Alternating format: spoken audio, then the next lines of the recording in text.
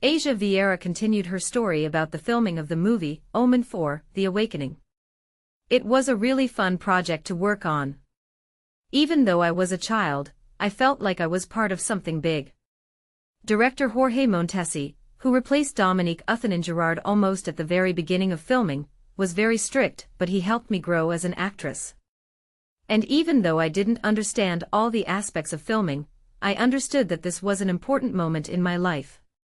Anton, with even greater interest, asked, "What was interesting about your life behind the scenes during the filming of this movie?" Asia thought for a moment, her gaze becoming thoughtful. "Well, I remember how every night after filming I was worried about everything getting right. But it was an amazing experience that opened my eyes to the world of cinema. I learned a lot, and thanks to this film, my career took off." Anton listened to her, amazed by her story. He never thought that his chance meeting with Asia could lead to such profound revelations. "You know, I always admired the way you played your part," he said sincerely. "And now that I hear your story, I understand even more why you did it so well." Asia reached across the table and took Anton's hand, her eyes sparkling with gratitude. "Thank you, Anton. I am so pleased to hear such words. It really means a lot to me." They continued to talk and share their stories, and the evening passed unnoticed. With each new word and revelation, they became closer, and Anton felt that his dream of being a part of Asia's life had become a reality. The next day, Anton and Asia agreed to meet in a park that was not far from their previous meetings. The park was especially beautiful on a sunny day, with green trees, blooming flower beds and small fountains emitting a pleasant sound of water. The evening weather was warm and calm, which added to the romantic mood. Anton arrived at the meeting a little early and prepared a surprise in advance. He brought a bouquet of fresh flowers, which he had chosen with special care. Holding white roses and delicate tulips, he waited at the main entrance to the park. The sun was shining on his face, and he nervously tugged at the flowers, waiting for her to arrive. Asia approached him with a slight smile on her lips. She was dressed in an elegant summer dress that emphasized her natural beauty. Her eyes lit up with joy when she saw Anton. "Hello, Anton," she said, hugging him. "What a beautiful bouquet." "Hello, Asia," he replied, handing her the flowers. "I wanted this day to be special." They walked around the park, talking about their plans for the future and sharing their impressions of life. Gradually, their conversation became more personal, and Anton felt his heart beat faster with excitement. When they reached a picturesque clearing, Anton suggested that they sit on a bench under a spreading tree. There was determination and persistence in his eyes. "Asia," he began, "these days we spent together were the happiest in my life. I never thought I would meet someone who would change my perception of the world so much." Asia looked at him tenderly. She felt that she was experiencing something special herself. "Anton, I am also very happy that I met you. You have become a support and a source of joy for me." Anton stood up and, slightly unsteady with excitement, took a small box with a ring from his pocket. He dropped to one knee in front of Asia, holding the ring in front of her, sparkling in the sunlight. "Asia," he continued, "I want to spend my whole life with you. You are everything to me, and I hope that you will allow me to be your companion in this life. Will you marry me?" Asia covered her mouth with her hand, her eyes filling with tears of happiness. She looked at the ring and Anton, and could not hide her emotion. "Anton," she answered with a trembling voice, "I have never been so happy. Yes, I will marry you." Anton, overwhelmed with happiness, slowly and carefully put the ring on Asia's finger. His hands were shaking with excitement, and he noticed how her eyes were shining with happiness. As soon as the ring was on her finger, Anton stood up and hugged her with a joyful smile. Their bodies merged in a tight embrace, and at that moment, everything around seemed to freeze. Their hearts beat in unison, as if they were always made for each other. Asia pressed herself against him, her breath felt on his skin, and both felt that this trembling moment marked the beginning of a new chapter in their lives. Nothing could disturb this idyll, they were absorbed only in each other, and everything that was happening around seemed unimportant. To celebrate their engagement, they headed to a romantic restaurant located on the shore of the lake.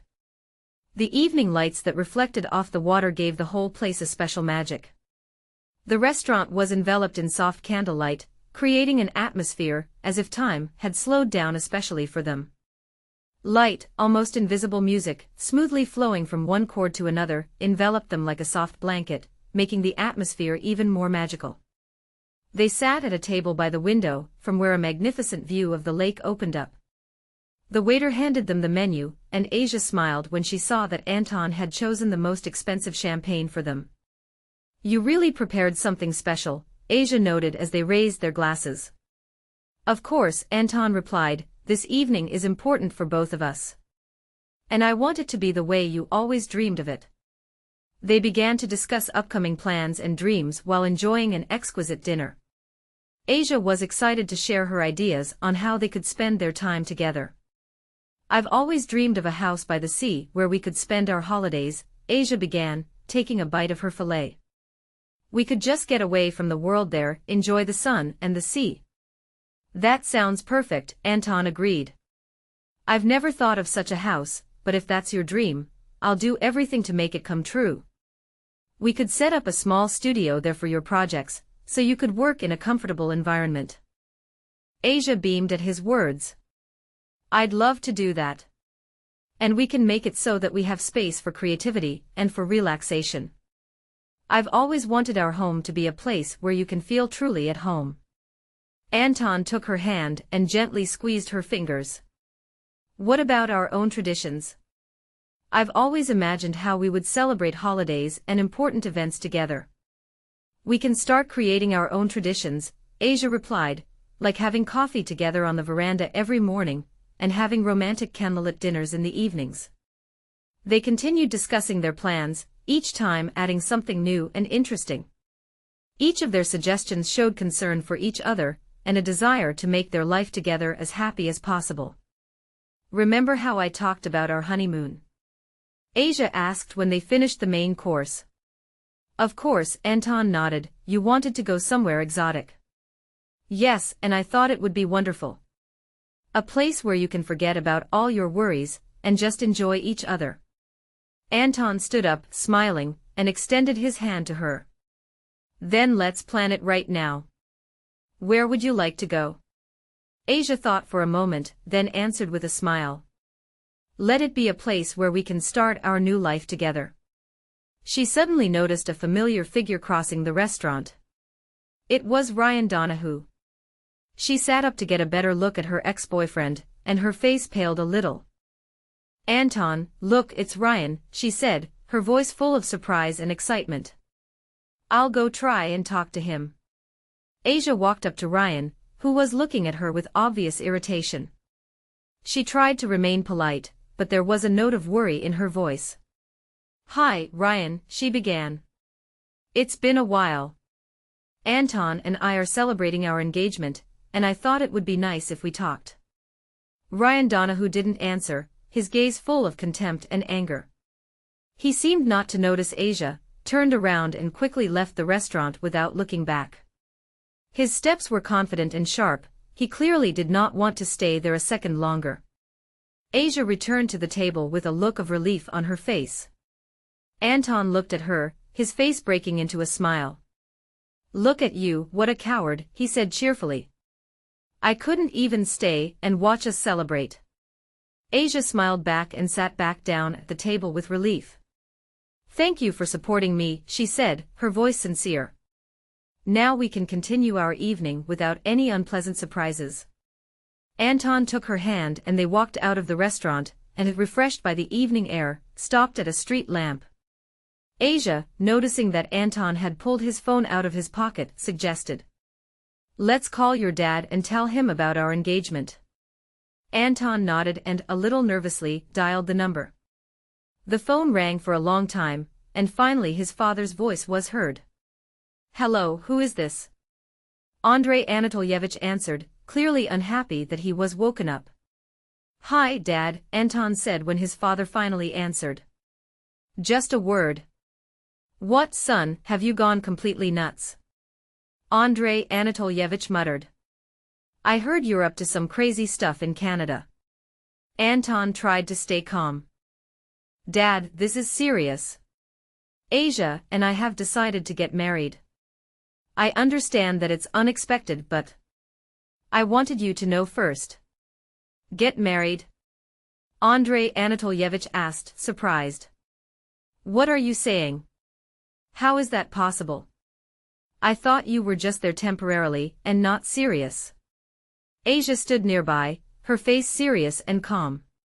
She looked at Anton and, noticing his tension, gently touched his hand. Yes, Dad, Anton continued, we really did make this decision. And he fell silent, apparently struggling with his nerves.